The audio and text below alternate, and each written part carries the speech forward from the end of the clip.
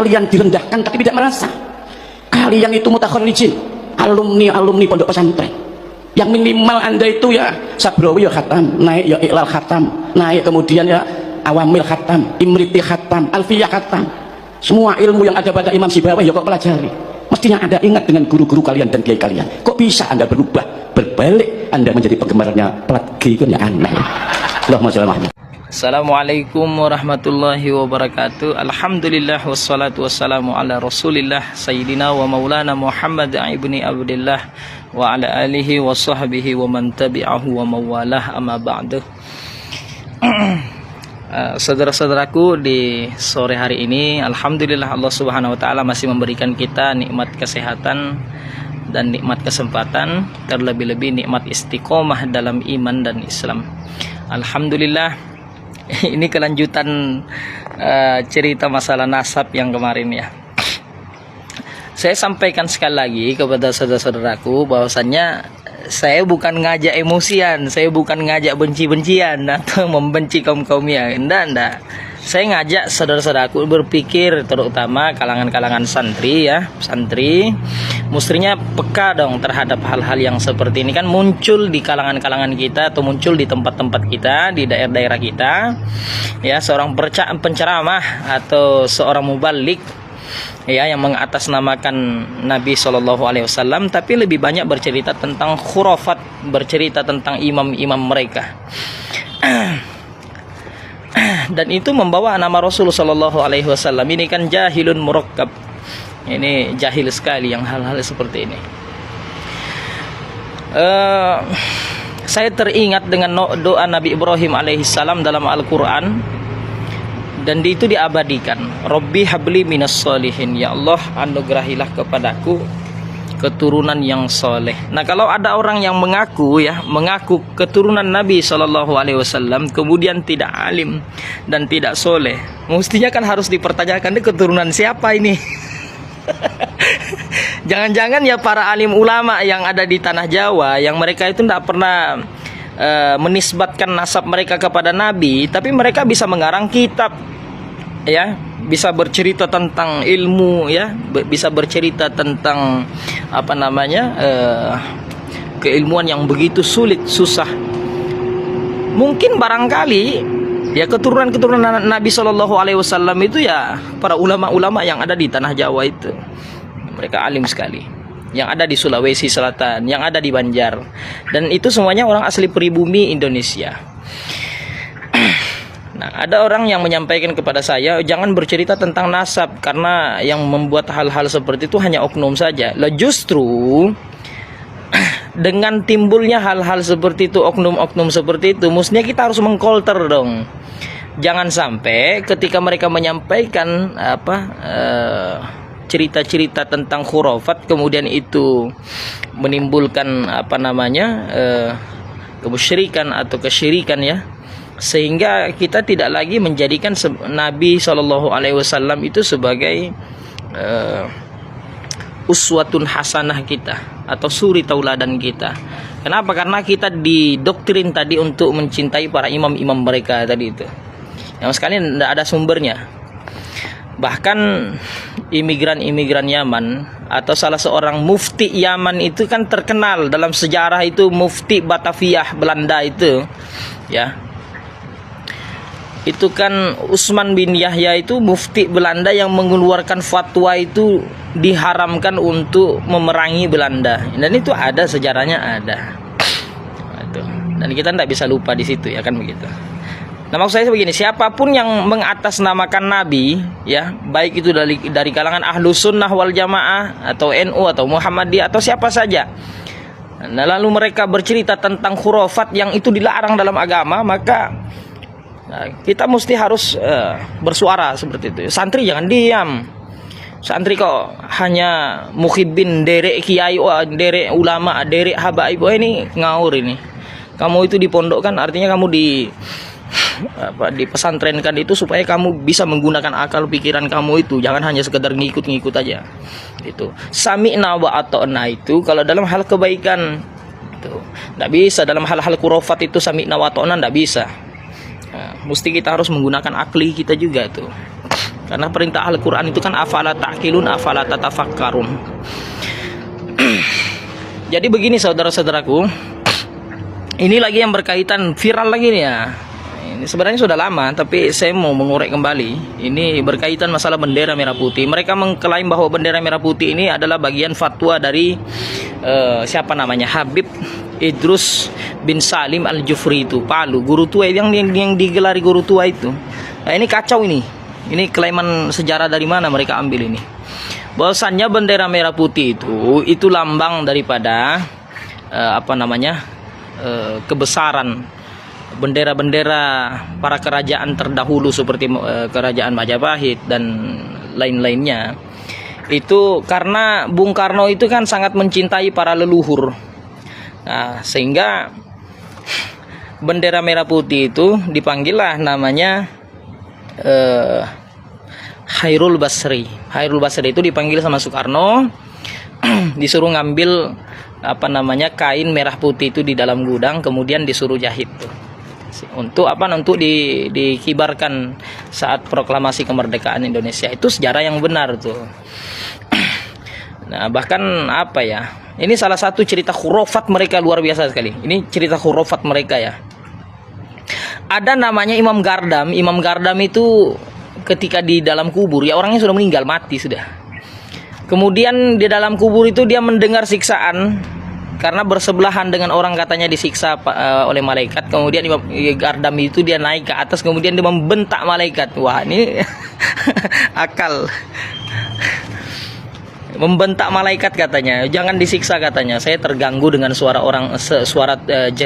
jeritan orang tersebut, sehingga dia berhenti untuk menyiksa orang tersebut. Ini kan di luar nalar semua nih, kok ada bisa seperti itu.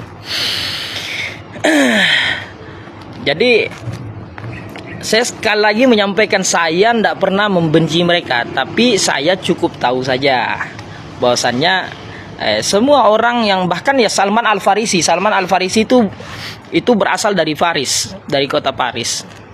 Yang kita lihat sekarang kota Paris ya.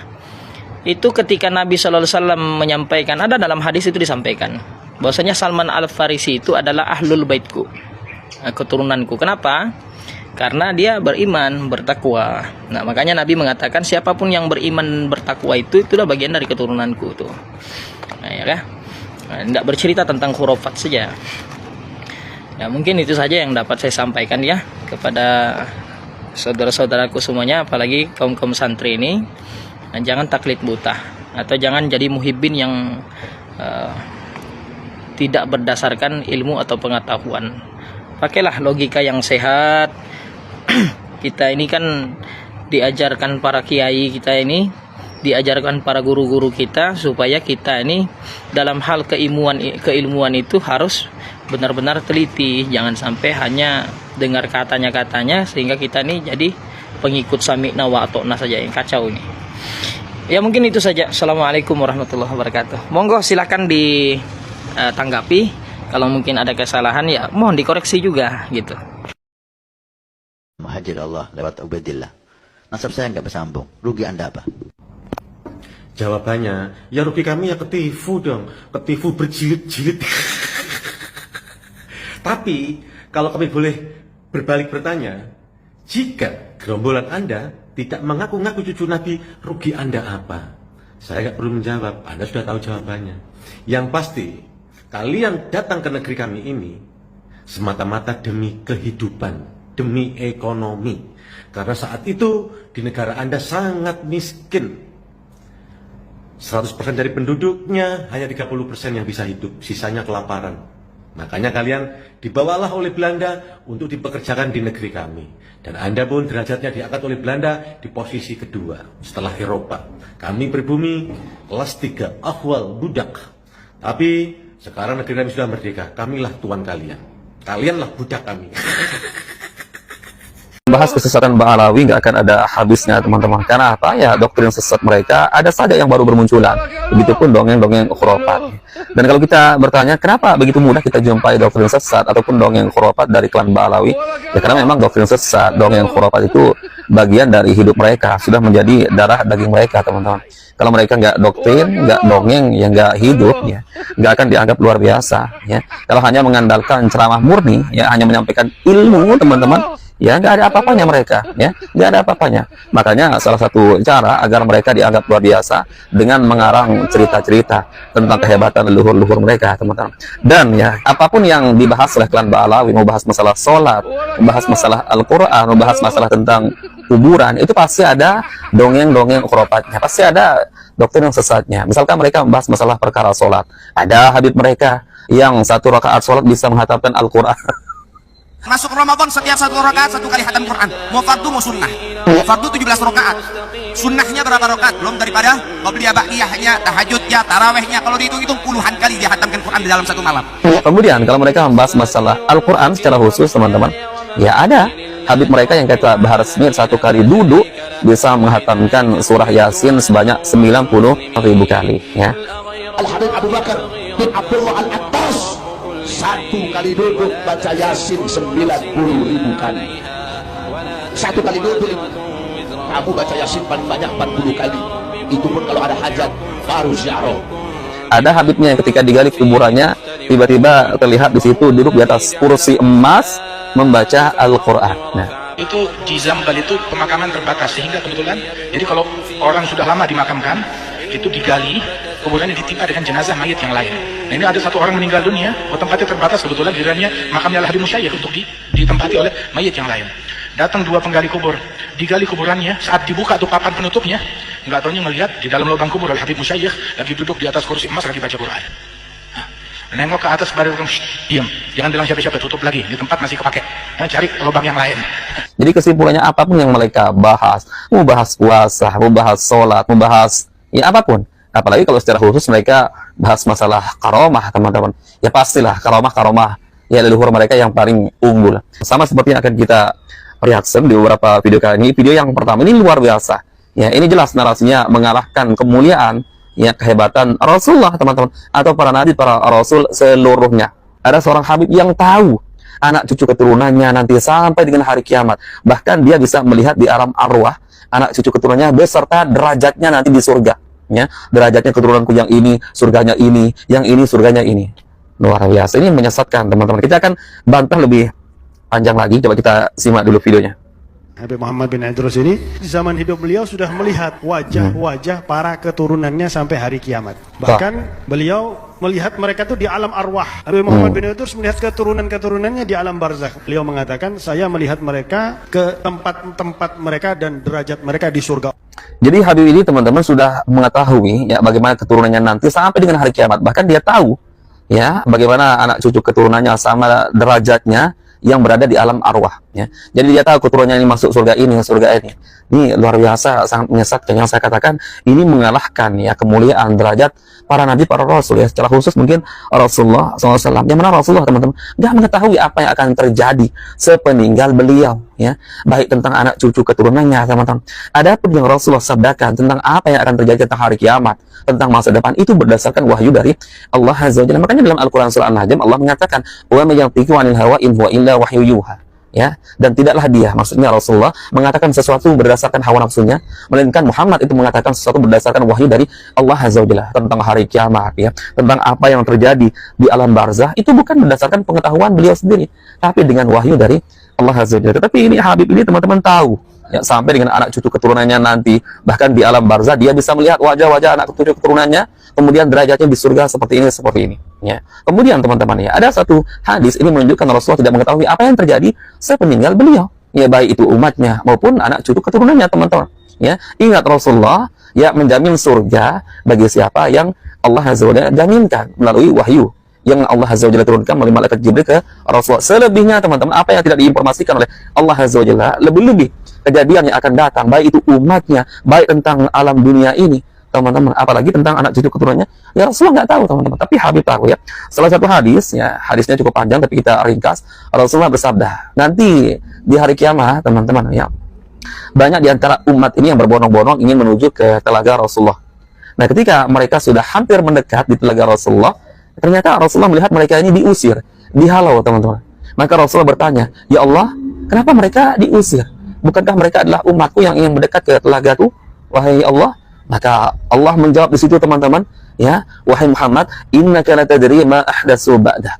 Wahai Muhammad, sesungguhnya engkau tidak mengetahui apa yang mereka lakukan sepeninggalmu. Coba perhatikan, ya, perhatikan hadis ini, teman-teman. Allah di situ disebutkan dalam hadis tersebut, wahai Muhammad, innaka la tadri ma ahdatsu ba'dak.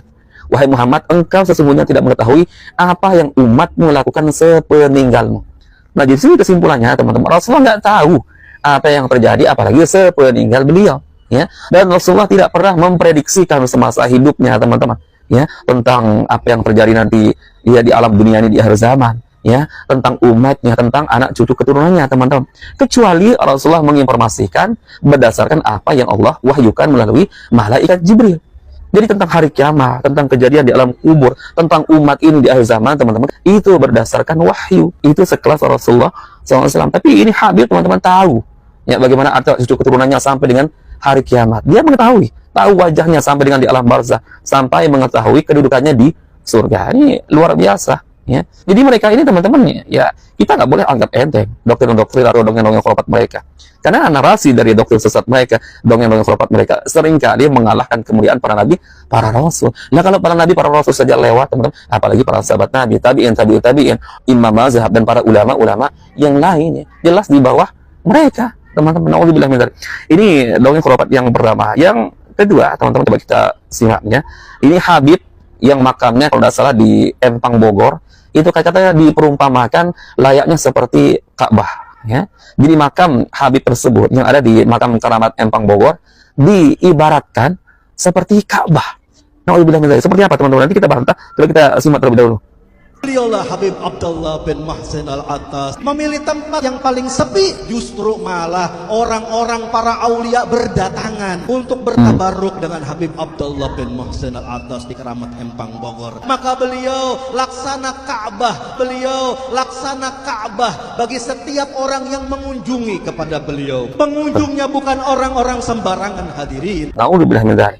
Coba, ya, manusia diperumpamakan seperti Ka'bah. Ka'bah itu kan Baitullah, ya, sebagai kiblat umat muslim seluruh dunia. Nah, sekarang kalau, ya, Habib Empang atau Keramat Empang Bogor ini diperumpamakan seperti layaknya Ka'bah, apakah di makam Keramat Empang Bogor ini juga dilakukan tawaf, ya, dikelilingi gitu makamnya, teman-teman, kemudian dijadikan sebagai kiblat untuk sholat oleh para mukibin-mukibinnya? Nauzubillah min dzalik, ya. Kok tempat ibadah yang dihususkan oleh Allah Azza wa Jalla, ya, dijadikan sebuah perumpamaan, ya, kemuliaan seorang Habib atau makam seorang Habib. Coba, makam Keramat Empang Bogor diibaratkan seperti Ka'bah. Ka'bah adalah Baitullah, rumah Allah Azza wa Jalla, ya, sebagai kiblat, ya, umat Islam untuk beribadah, teman-teman, ya.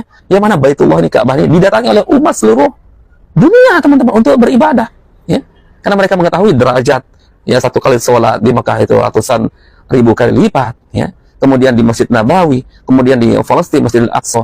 Lah, ini mereka kok menyamakan dengan makam Keramat Empang Bogor. Ini adalah pengkultusan yang luar biasa, teman-teman. Inilah yang namanya gulu terhadap makhluk, teman-teman, ya, gulu terhadap makhluk, ya. Maka, teman-teman, kita bisa meyakini apa sih yang mereka lakukan di makam Keramat Empang Bogor itu. Wah, mereka memperumpamakan makam Keramat Empang Bogor itu saja layaknya seperti Ka'bah, ya. Pastilah mereka juga jadikan sebagai tempat untuk bertawasul, minta-minta di kuburan tersebut, teman-teman. Ya Allah, ini mengerikan, teman-teman, ya. Kuburan atau seorang manusia seperti siapa yang disebutkan Habib Idris itu diumpamakan, ya, layaknya seperti Ka'bah, Baitullah. Ya Allah, ya Karim, ya. Sedangkan pernah disabdakan oleh Rasulullah, dua kota, kata Rasulullah, yang tidak akan bisa dimasuki oleh Dajjal, yaitu Mekkah dan Madinah. Terlindungi, setiap lorong-lorongnya dilindungi oleh para malaikat, teman-teman, ya. Yang mana di Mekkah di situ ada Ka'bah, Baitullah, teman-teman. Tapi narasi dari Habib ini memperumpamakan seorang manusia yang sudah meninggal dunia atau makamnya layaknya seperti Ka'bah, Baitullah. Ya Allah, ya Karim, ya. Ya, saya nggak bisa berkata apa-apa lagi, teman-teman, selain mengatakan, ya, ini jelas sesat menyesatkan, ya. Lagi-lagi saya menemukan salah satu video di media sosial yang menjadi pertanyaan saya adalah, sejak kapan suatu tempat bisa merubah isi hatinya seseorang? Sekalipun kita berada di tempat yang paling buruk, yang paling jelek, Kalau hati kita baik, ya baik. Atau sebaliknya, kita berada di tempat yang paling suci, tapi hati kita buruk, ya tentu buruk. Kita lihat nih videonya. Habib Abu Bakar Al-Attas ini sangat cinta kepada tarim. Dan beliau sering mengatakan tarim ini seperti alat penyama. Orang kalau takut busuk-busuk ya ke tarim, biar disama oleh tarim. Jadi tarim ini bisa memperbaiki hati atau orang yang dikhawatirkan busuk.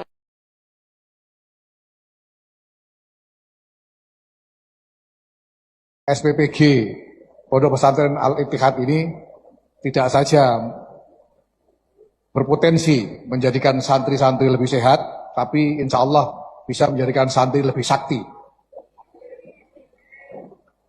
Karena bumbunya bukan cuma bumbu-bumbu dapur biasa, tapi ditambahi dengan bumbu suwuk dari Kiai Kamal Abdul Ghani. Alhamdulillah. Dengan penuh rasa hormat dan takdim saya kepada Pak Kiai, saya ingin menyampaikan apa yang telah diutarakan Pak Kiai perihal santri berpotensi menjadi sehat dan juga menjadi sakti setelah mengkonsumsi MBG. Dengan kalimat ini apakah tidak terlalu berlebihan Pak Kiai?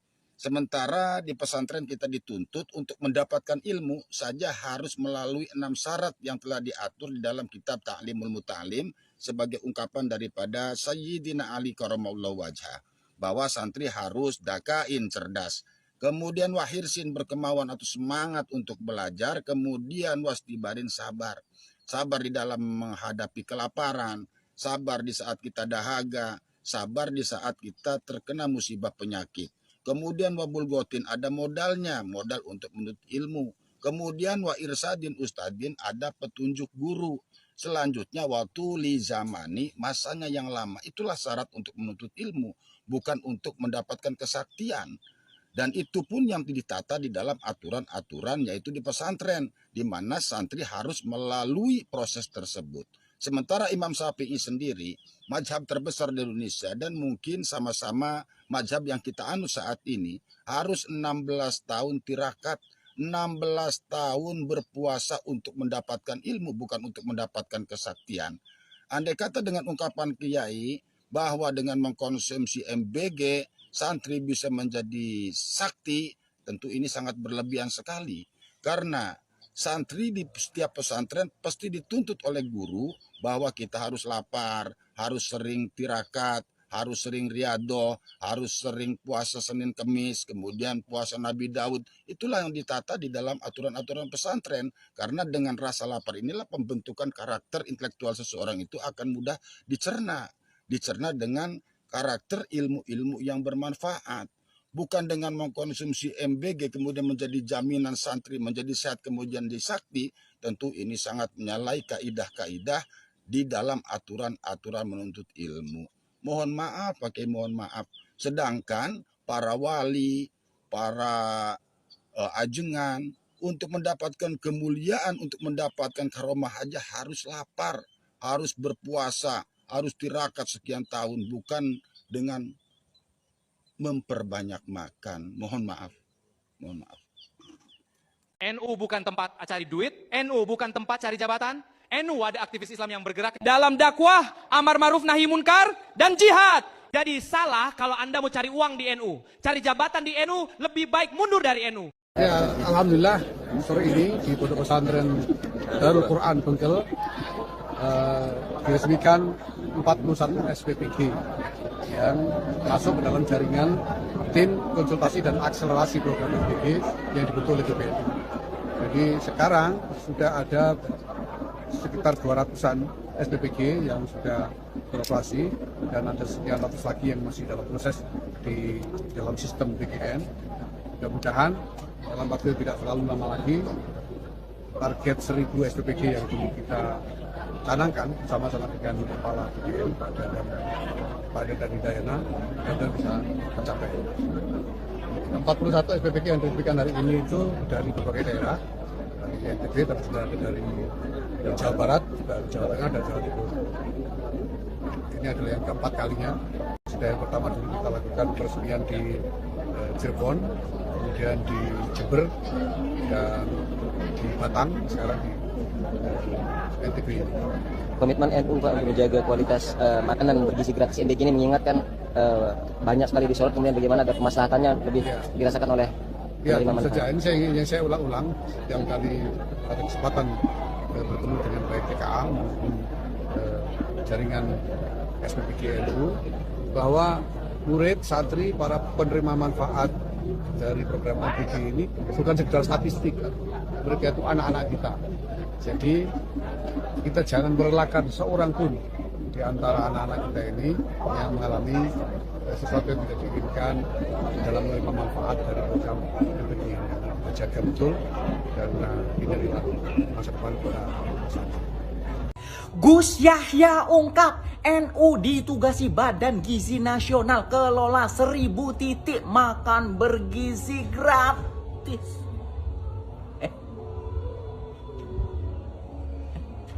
NU kelola makan bergizi gratis.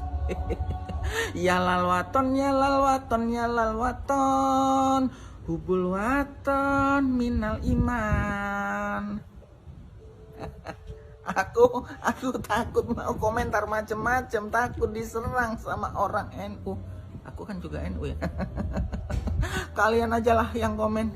Habis kemarin dapat tambang, sekarang dapat makan bergizi gratis. Kalian aja yang komen, aku atut. Ampun. Kalau kata netizen, pantas mereka setuju dana zakat dan infak dipakai buat MBG karena ada untungnya. Jadi gini, Gus Yahya resmikan 36 dapur MBG milik NU di NTB. Targetnya katanya sampai 1000 SPPG. Secara konsep, makan bergizi buat masyarakat itu bagus karena anak-anak dapat asupan layak. Tapi yang bikin rame, netizen langsung ngaitin ke dana zakat dan infak dan segala teori ada untungnya. Gue sih ngeliatnya gini ya, program sosial itu harus transparan. Kalau jelas alurnya, jelas pengelolaannya, ya publik juga tenang. Tapi kalau komunikasinya setengah-setengah, ya jangan kaget kalau spekulasi lebih cepat daripada nasi matang di dapur. Intinya, publik butuh dua hal, manfaatnya nyata dan laporannya terbuka. Kalau semua jelas dan terbuka, orang nggak bakal ribut. Yang bikin rame itu biasanya bukan nasinya, tapi dapurnya. Menurut lo gimana? Coba komen.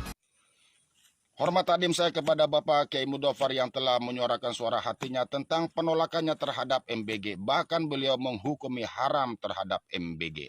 Bukan hanya Bapak Kiai Mudofar yang menyuarakan suara hatinya. Banyak para ulama, para kiai, para asatid berdakwah menyinggung-nyinggung tentang program ini. Cuma Bapak Kiai Mudofar dengan tegas menyatakan bahwa MBG adalah haram. Dengan alasan bahwa MBG memberikan celah, memberikan peluang kepada mereka-mereka untuk melakukan tindakan dosa, yaitu korupsi. Sedangkan apa yang difirmankan Allah, wala ta'awanu 'alal ismi wal udwan, dan jangan tolong-menolong kamu di dalam dosa dan permusuhan.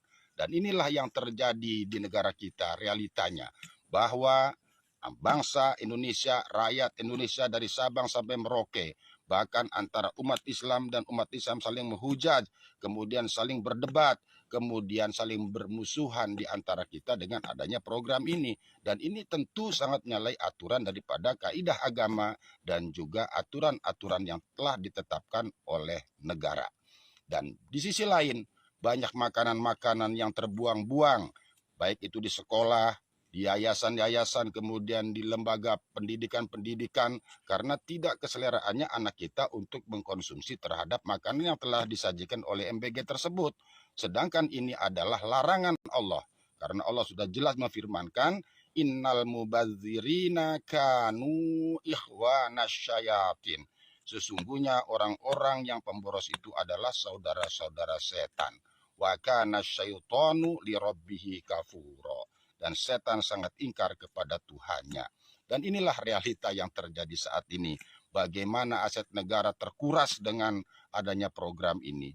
Dan adalah tindakan yang luar biasa yang dilakukan Bapak Kiai Mudofar. Karena Bapak Kiai Mudofar telah menyelamatkan aset negara dengan adanya menolak para santri-santrinya, kemudian para murid-muridnya untuk mengkonsumsi MBG. Dan ini adalah penyelamatan harta negara.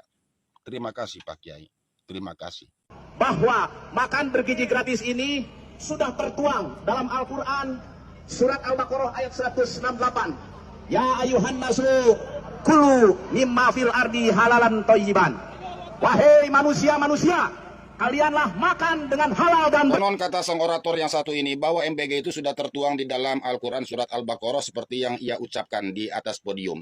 Cuma yang ia ucapkan dan ia katakan tadi ternyata sangat janggal sekali didengar oleh telinga. Karena di dalam ayat tersebut sudah menghilangkan hukum majaid munfasil, kemudian menambahkan hukum ma di dalam kalimat nasu, kemudian juga menghilangkan hukum ifa di dalam kalimat halalang, kemudian juga menghilangkan hukum iwad.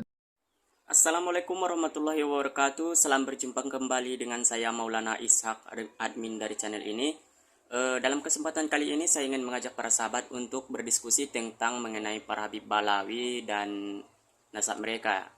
Diskusi ini memang agak sedikit sensitif, tapi kita harus membahasnya secara kepala dingin, tidak memojokkan kelompok manapun, tidak menyudutkan kelompok manapun, ataupun mengucapkan ujaran kebencian kepada kelompok manapun. Jadi meskipun kita merupakan pendukung dari Kiai Haji Madudin, maksud saya meskipun saya ataupun para sahabat merupakan pendukung dari Kiai Haji Madudin Usman Al-Bantani, kita juga tetap menghormati kelompok para Habib dan para muhibinnya. Jadi kita boleh mendukung kelompok masing-masing, tapi kita juga harus menghormati pendapat dari kelompok masing-masing, begitu. Dalam pembahasan kali ini saya ingin mengajak para sahabat untuk membahas mengenai perihal dari nasab para Habib Balawi ini. Jadi begini, Kiai Haji Madudin Usman Al-Bantani sebenarnya mengomentari atau menyebutkan bahwa para Habib Balawi itu sama sekali bukan keturunan Nabi Muhammad SAW. Beliau itu bukan sekedar mengucap atau omong doang, ataupun karena merasa sangat benci kepada para Habib sehingga beliau menyebut kalian itu sebenarnya bukan cucu Nabi, bukan ya. Tetapi karena Kiai Haji Madudin Usman Al-Bantani itu menemukan banyak fakta ataupun data-data yang membuktikan bahwa para Habib Balawi itu sama sekali tidak memiliki kesinambungan atau ketersambungan nasab kepada baginda Nabi Muhammad SAW. Karena itulah yang membuat Kiai Imad sering meminta bukti yang kuat kepada para Habib, seperti meminta untuk melakukan tes DNA yang membuktikan bahwa mereka merupakan keturunan langsung dari Nabi Muhammad SAW. Kiai Imad itu bukan ulama biasa ya, beliau itu termasuk salah satu ulama ternama yang juga merupakan ulama ahli nasab di Indonesia ini. Dalam Islam, kebenaran tidak ditentukan oleh siapa yang berbicara, tetapi oleh dalil dan bukti. Al-Quran berkali-kali mengajarkan agar manusia menggunakan akal berpikir dan memeriksa informasi sebelum mempercayainya. Karena itu membahas sejarah bukan berarti menghina agama. Nah, Kiai Imad tidak menyudutkan kelompok para Habib, tapi beliau hanya meminta pembuktian. Jadi dalam Islam sendiri, seperti yang saya bacakan tadi saja, sudah dijelaskan bahwa kita diajarkan untuk menggunakan akal untuk berpikir agar dapat memeriksa informasi sebelum mempercayai. Jadi kita mendengar kabar bahwa si A seperti ini, si B seperti ini, tapi kebenarannya belum tentu, karena maksud saya kebenarannya belum tentu. Karena itulah kita harus menggunakan akal pikiran kita sebelum langsung mempercayainya. Itulah yang metode yang digunakan oleh Kiai Haji Madudin Usman Al-Bantani, sehingga beliau mengajarkan kita agar tidak langsung mempercayai jika mereka telah mengklaim diri mereka sebagai keturunan langsung dari Nabi Muhammad SAW sebelum mereka memberikan bukti-bukti yang kuat. Sedangkan Kiai Haji Madudin Usman Al-Bantani saja telah menemukan banyak bukti-bukti yang lengkap bahwa para Habib Balawi ini sebenarnya bukan keturunan dari Nabi Muhammad SAW. Salah satunya seperti yang pernah beliau sampaikan bahwa Ahmad bin Isa itu sama sekali tidak tidak pernah memiliki anak yang bernama Ubaidillah. Nah, si Ubaidillah inilah yang merupakan kaki buyut dari para Habib Balawi. Jadi Ahmad bin Isa itu memang adalah keturunan Nabi Muhammad SAW yang disebut dari ayah kandung dari Ubaidillah atau kakek buyutnya dari para Habib Balawi.